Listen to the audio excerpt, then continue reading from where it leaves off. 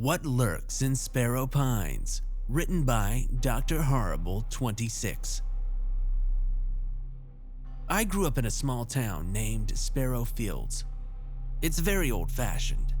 Farms and wood cabins were the majority of homes, with maybe a total of 4 or 5 modern-day stores in the whole town. It was surrounded by multiple woods and forest, one of which was called Sparrow Pines. The Pines was the biggest forest in the town, but that wasn't why it was so popular within the town. No, it was known because anyone who walked too deep into the pines almost never came back out. These disappearances had been going on for years, with not a single trace of those who entered the pines. Of course, with any mysterious disappearances, you had your conspiracy theories. There's a serial killer who lives in the pines who kills all those who enter. Or, it's a secret cult that lured the people in to sacrifice them. And all that sort of stuff. But among the most popular of the theories was the Lurker. A large, mysterious creature that would kidnap and eat those who went too far into the pines.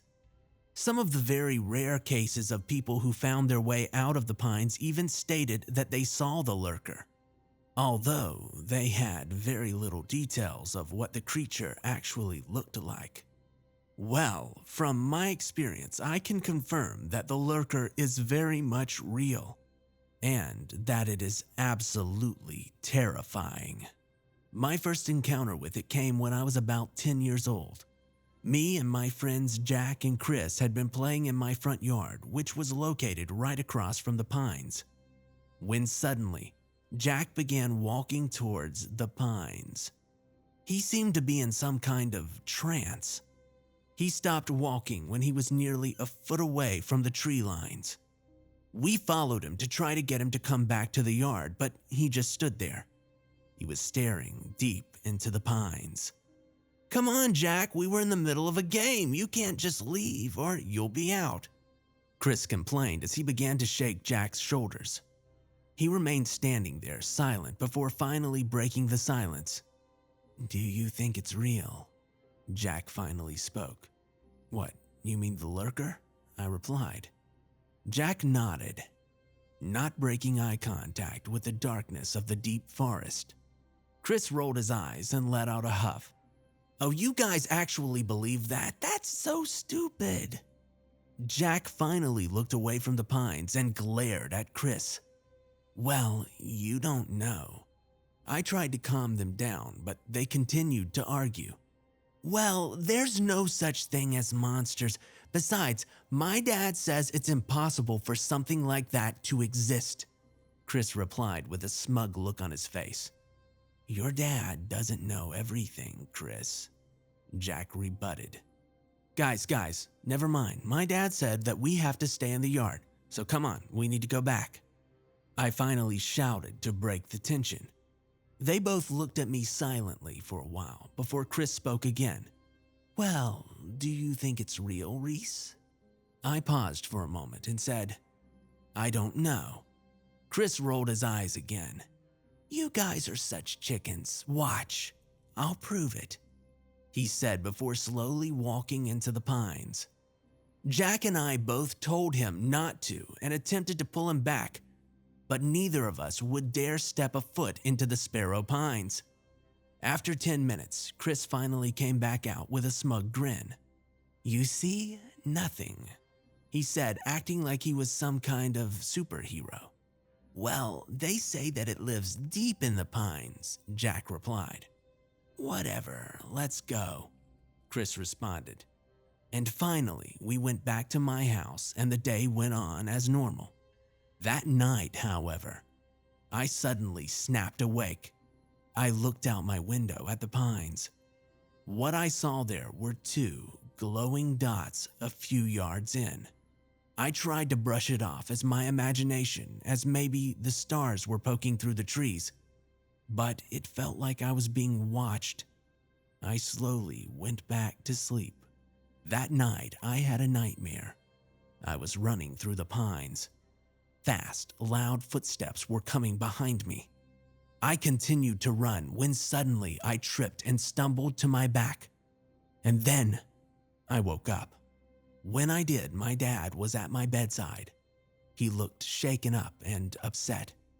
I rose to my elbow and I sat up to ask him what was wrong. He sighed and he put a hand on my shoulder. "Son, there's something you need to hear. Your friend, Chris, went missing last night. We don't know what happened, but we found one of his shoes outside the Sparrow Pines." I sat there in shock and fear. My dad hugged me and squeezed me tight. "I don't want you going anywhere near that place. Do you understand?" I silently nodded and I hugged him back. I spent that whole day staring out at the pines through my window, hoping that I would see Chris walking out like nothing had happened. Instead, I saw those glowing dots in the middle of the day. Chris was never found, not a single trace of him, but the shoe that was left behind at the edge of the Sparrow Pines. My final encounter with the creature happened when I was about 19. I came home from school to visit my dad for spring break. One night, while walking home from a quick dinner at our town's crappy little diner, I suddenly heard a sharp scream deep in the pines. A cold sweat ran down my neck as the yell got louder and louder. I pulled out my phone and began to call the police. 911, what's your emergency?" A man answered from the other side of the phone. "Hello, yes, I think someone's in danger. I can hear screaming," I replied. "Okay, sir, stay calm. What's your name?" he asked. It's Reese." I was cut off by another sharp yell for help. "Please tell me that you can hear that," I asked him. "Yes, I can. Okay, Reese, what's your location?" I paused slightly. The screaming is coming from the pines. There was a long pause before suddenly they hung up. I should have figured that with all that's happened over the years in those pines. I don't know what came over me, but I slowly began to enter the pines, pulling the flashlight up on my phone. The screams were getting close, really close. Suddenly, I saw a man dashing towards me. He looked terrified, not to mention that he was beat up. He stumbled forward and grabbed me by the shoulders. "Please help me! We need to get out of here, now!" He half whimpered, half screeched.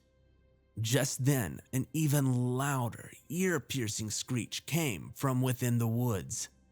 It got louder and louder, and my ear started to bleed slightly. The screech was so high in pitch that I nearly threw up. The next thing that I remember, I was waking up in some cave. After a few seconds, I finally gathered myself and slowly got up to my feet. I quickly tried running for a way out of the cave, but my leg was tied down.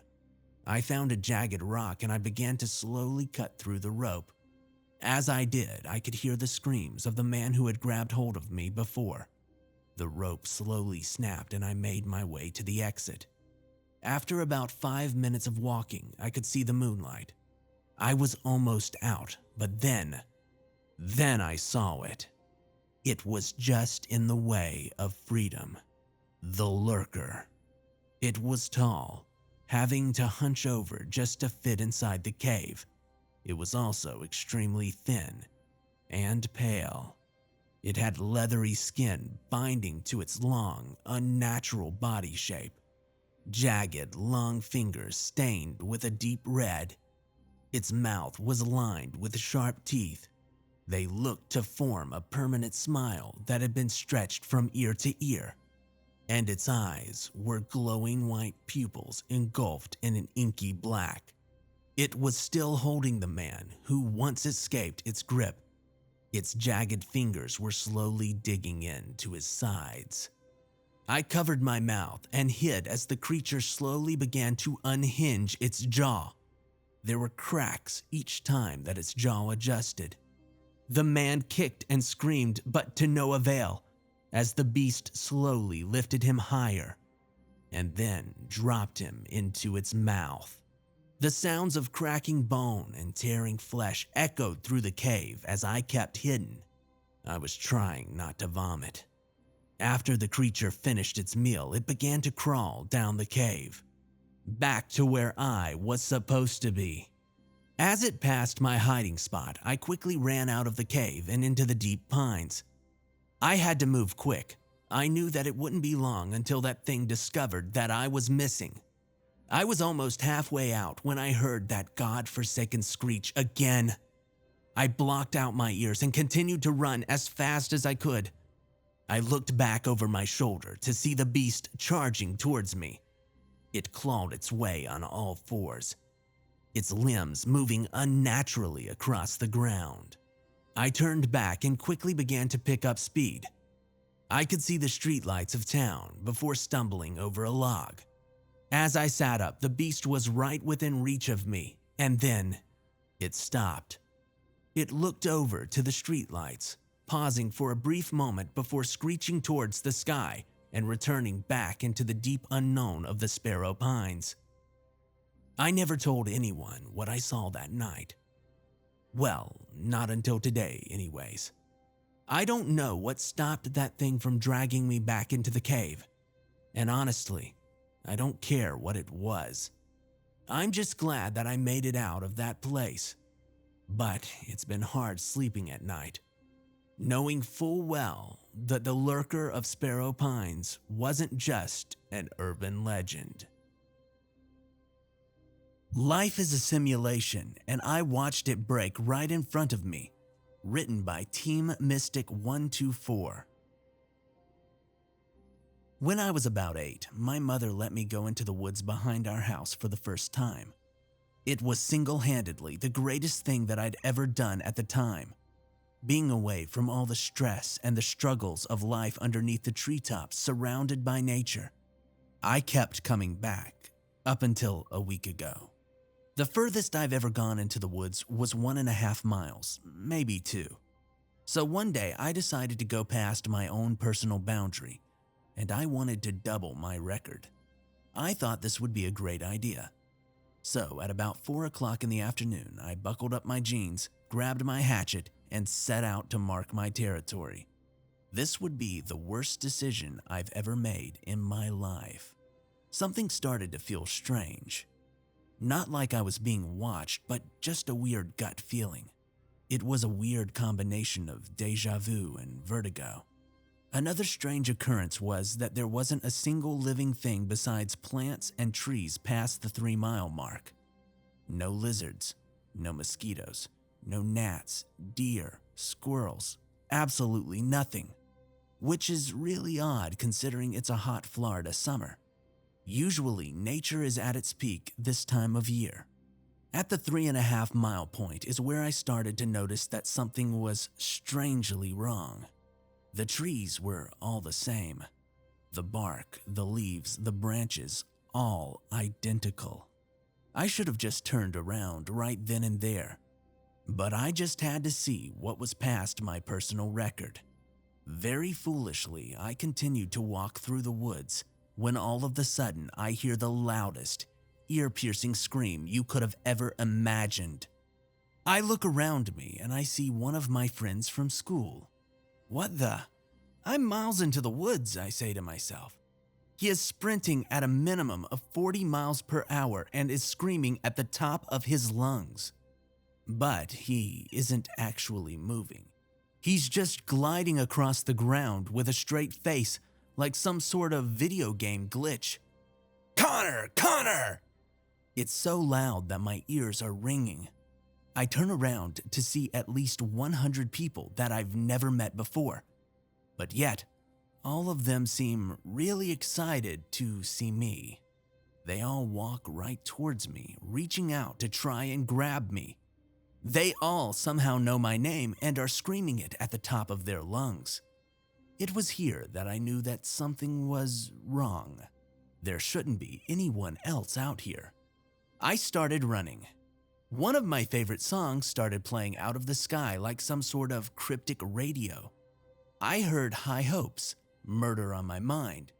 Just imagine what an average 14-year-old would listen to. Even a couple of songs that I've never heard before by recognizable voices played at one point. It went to static until the trees turned back to normal. I finally got to my backyard after an hour of sprinting. I told my family what had happened, but they got mad and started acting strangely. I got hit with a string of bad luck, and even became an outcast at school. My life was the most downhill it has ever been. It was here when I knew what had happened. I am being controlled, and whoever it is that controls me knows that I know. I'm starting to experience suicidal thoughts now that I've realized it. Horrible thoughts and sights keep getting pumped into my head. I don't know if anyone or anything is real anymore. I'm not sure that I can resist any longer. I'm putting this all down for you as a warning. Don't let them know that you heard this. I'd hate for you to have to suffer the same fate.